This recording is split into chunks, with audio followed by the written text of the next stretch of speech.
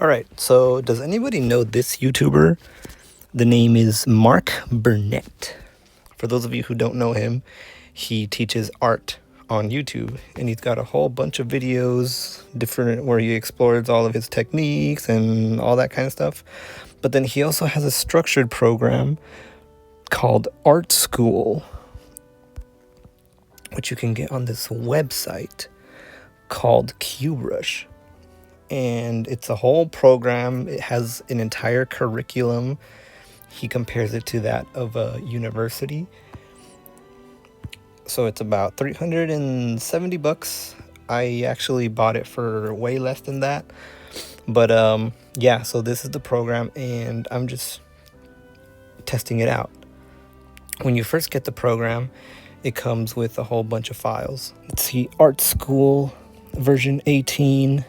So see, you have your Art School community, Art School weekly study companion guide, term 1 assignments, term 2, and it goes all the way up to term 10. And there's like all these different things that he explores throughout it. So in his companion guide, I'm not sure if I can get in trouble for showing some of this, but whatever. Weekly companion guide. So this is the companion guide, and it basically outlines the course for you. So I'm technically on week 4, which is perspective 1, but I'm starting back here on week 2 again because I've been off of the course and I want to catch up on what I was doing already. So I'm currently on week 2, which is watch nude figure drawing, daily visual communication assignment, Photoshop stuff. So this course, for those of you who don't know, it's entirely dedicated to digital drawing, but you can use it if you also want to use pencil. I mean, I do some of the projects in pencil, so whatever. But yeah. So one of the main assignments is the daily nude figure drawing assignments 1 to 3. So let's take a look at what that is. So this is 1 to 3. As a warm-up before working on the rest of this list, practice drawing action lines on a number of photos. Draw a full page of cylinders on their own in different angles or directly on photo references in the correct perspective if you can. Draw 10 skeletons, action line, head, ribcage, pelvis, joints over photo references. So that's basically what I've been doing throughout this entire time. So here's my Procreate. This is one of my models that I've been doing. So let me just import another one so we can see how I'm doing. Okay, so insert photo. Which ones have I done already? Let's try this one. This is a clothed model, so it's not going to be as easy to see what's going on, but we'll try it out anyway.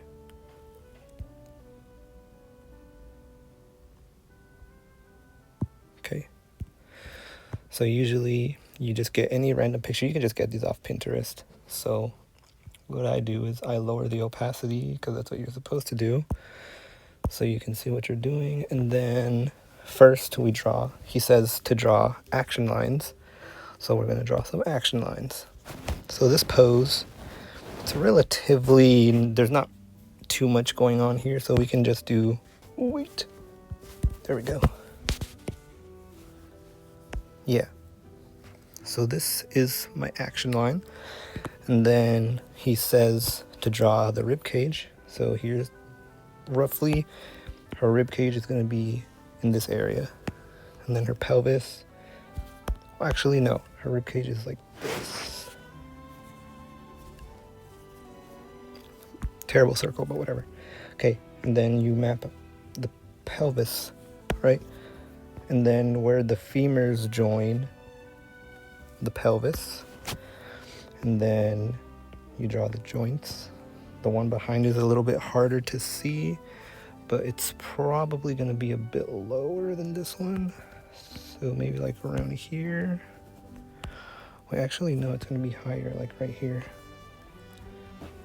And then we draw the joints here, connect these, connect these, connect these, connect those, connect it better. And I just draw a random oval for the feet. And then the elbow is usually closer to where the rib cage ends, so it's probably going to be around here because it like swings out. And then over here, and then let's also draw her face with a line to match what angle her eyes are in. And then we do that.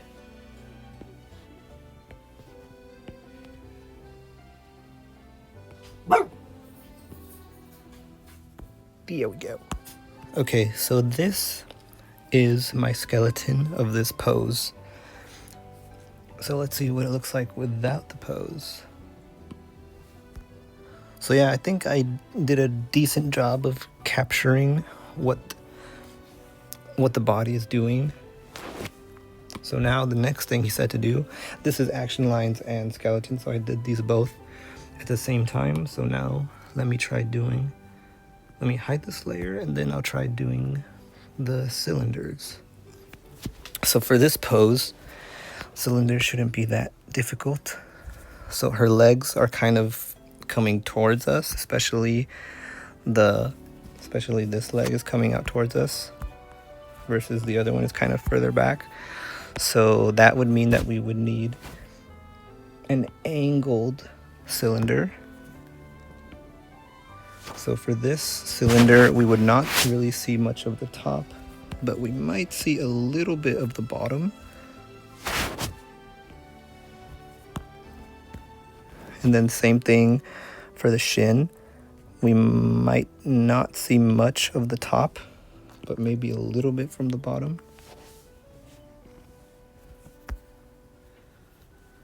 And then this one, it's also at an angle. So we might see something like that. Actually, this one I'm kind of stumped. This one we might see a little bit of the top just because of what angle we're looking in. Because if I was standing in front of this person, I'd probably be able to see the top of these cylinders. Except this one because it's at an angle, but this one it's more straight.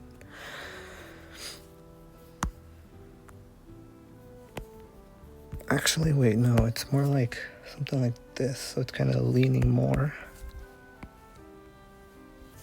It's leaning, and then there's the one behind it right there. Wait, no, I don't want that line. And then let's join it to the rest of the leg.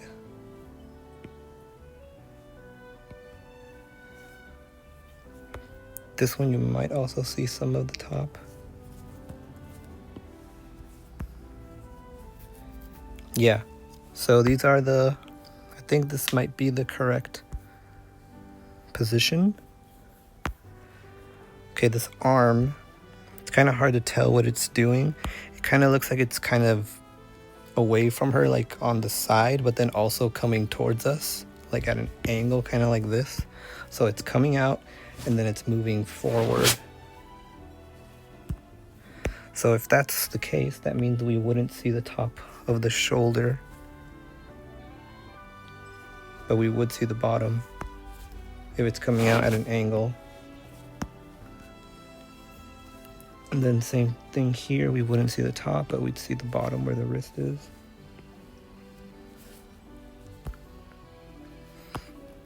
And then this one's pretty easy, I think.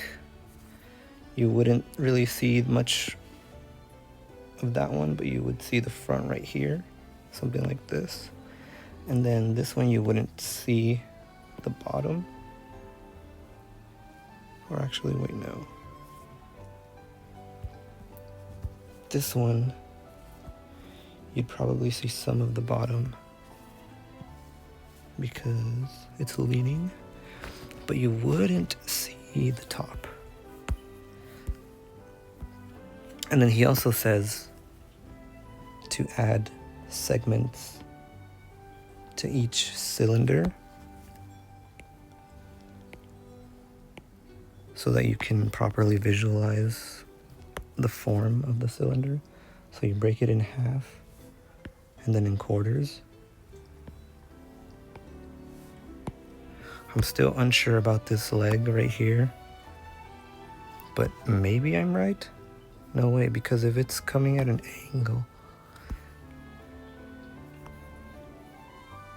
no, then I think this part would look like this, because you wouldn't see that part because it's also kind of coming forward.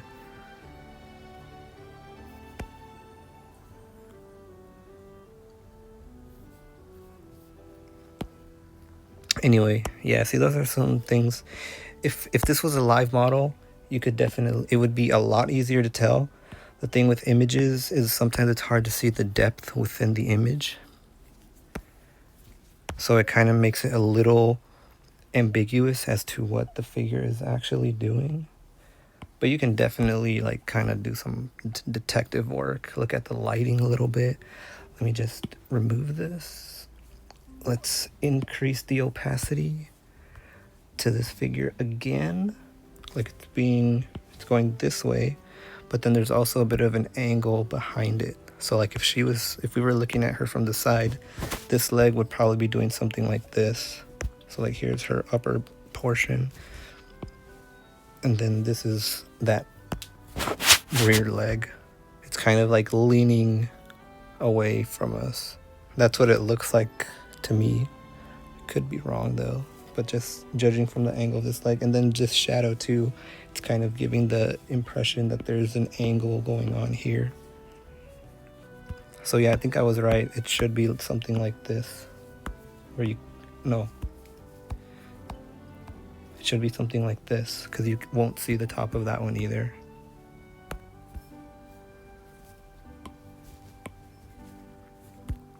Oops. So yeah, so this is the full figure with a bit more information, visual information.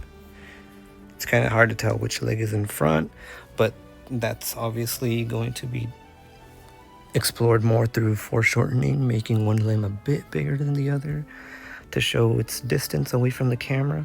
But yeah, this is my current render of this pose.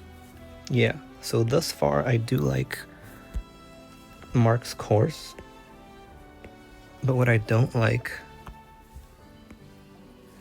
is that when you get it, you have to send it to a cloud storage account. You can't just download the entire file onto your computer. It kind of forces you to either send it to Dropbox or to Google Drive.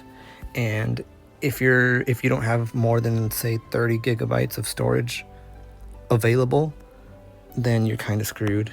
You either have to make new space or open up a new account with a free trial for the full terabyte version or something, or just buy the subscription for more storage. I don't think there's a way to actually directly download anything. That's the one thing I don't like about his course. But other than that, the structure is there, the assignments are there, there's video lectures, and they all have pretty good production quality, I'd say. And so yeah, the point of this video is for me to just document my progress as I move through the course. I've already done some of the Photoshop assignments that he does, but I don't think I'm going to show those because I mainly just got the course for the drawing aspect.